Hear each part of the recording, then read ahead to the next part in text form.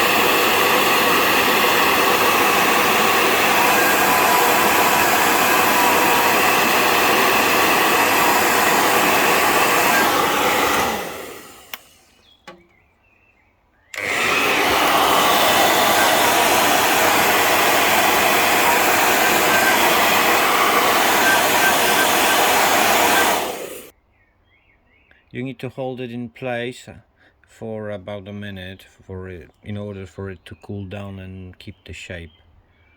Well, maybe not a minute, but when it's cool, it's fine.